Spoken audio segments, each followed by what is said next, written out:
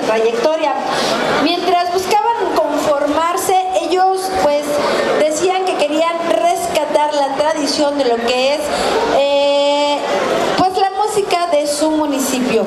Después de 10 años, ellos, una vez que conforman esta banda de viento, ya no solo buscan rescatar, ahora buscan preservarla y enseñarle a las nuevas generaciones.